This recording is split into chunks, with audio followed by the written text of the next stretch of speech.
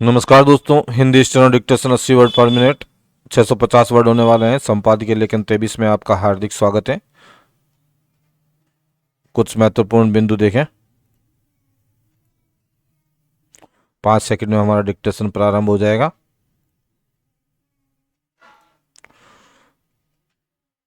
Start. देश में नई शिक्षा नीति 4 वर्ष पहले लागू की गई थी। अब उसका तेजी से क्रियान्वयन हो रहा है, लेकिन तमिलनाडु जैसे कुछ राज्य अपने चुनावी हित के लिए भाषा के नाम पर इसमें अड़ंगा लगा रहे हैं।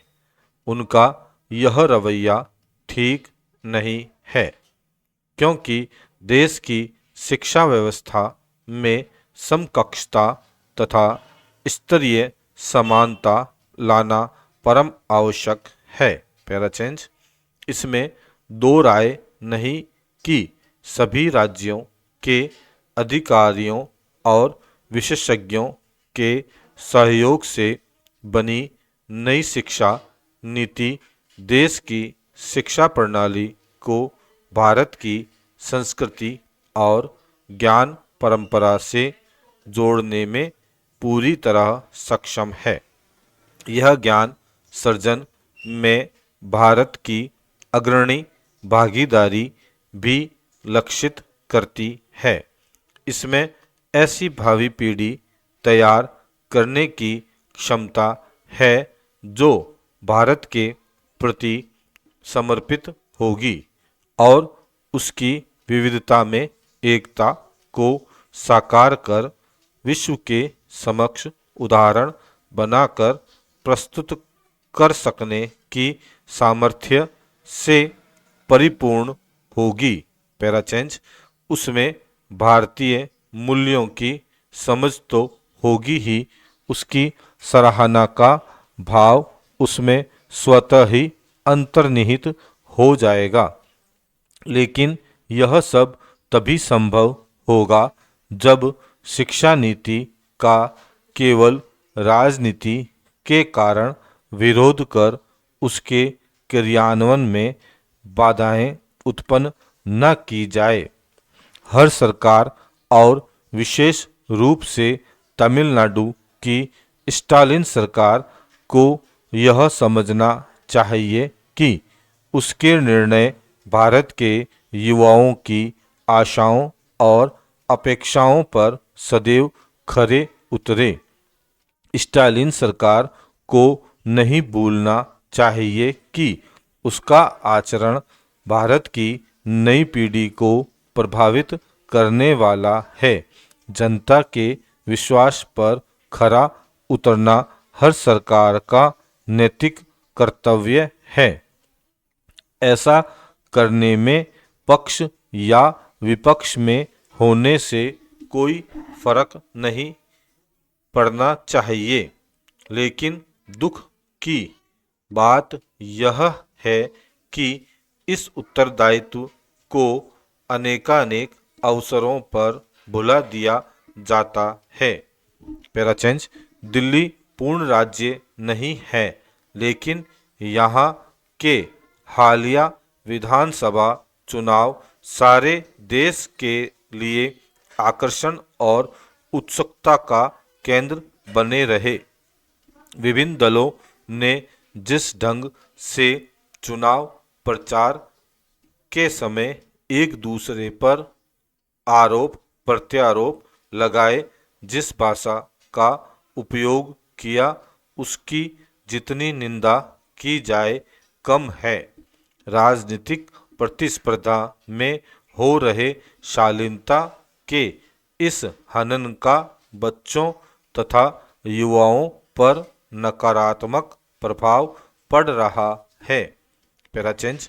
हमें याद रखना होगा कि देश के भविष्य के कर्णधारों की पीढ़ी की तैयारी केवल घरों और कक्षाओं में ही नहीं होती है, बल्कि उस पर समाज के विशिष्ट जनों के आचरण का भी प्रभाव पड़ता है।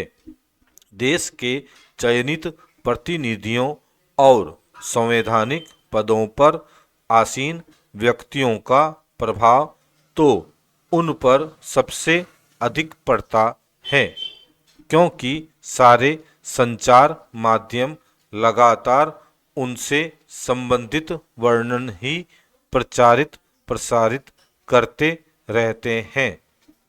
स्कूल या महाविद्यालयों की कक्षाओं में नैतिकता, मानवीय मूल्यों की आवश्यकता पर अपने प्राध्यापक का प्रभावशाली भाषण सुनकर आया युवक जब संसद की कार्यवाही का सीधा प्रसारण देखता है और पाता है कि वहां तो सब कुछ उससे विपरीत हो रहा है जो उसे सिखाया पढ़ाया गया है, तब उसकी वैचारिकता सही और गलत के बीच हिचकोले खाने लगती है।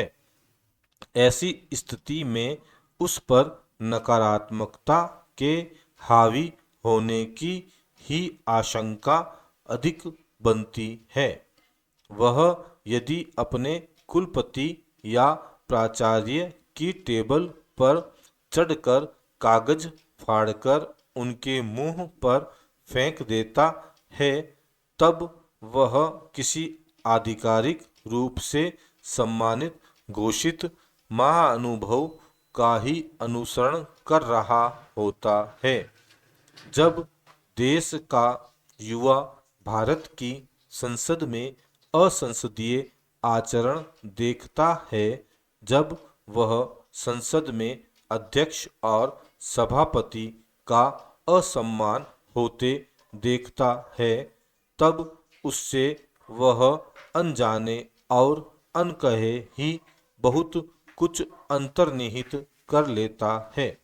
पैराचेंज संसद के सदन लगातार स्थगित होते रहें और विश्वविद्यालय में कक्षाओं के नियमित चलने के उपदेश दिए जाएं, तो इसे अनावश्यक प्रलाप ही कहा जाएगा। यदि संसद सही उदाहरण प्रस्तुत नहीं करेगी तो नगरपालिका के पार्षद से अपेक्षा क्या बेमानी नहीं होगी। कार्यकारी पीढ़ी का भावी पीढ़ी के प्रति सबसे महत्वपूर्ण उत्तरदायित्व अनुकरणीय और शालीन आचरण प्रस्तुत करना होता है। नीतियाँ कितनी ही सजग, सतर्क और व्यवहारिक क्यों ना हो, जब वे केवल कागजों में रह जाएं, तब समझना चाहिए कि उनके क्रियान्वयन के प्रति जिम्मेदार लोगों ने अपना काम ठीक से नहीं किया। स्टॉप।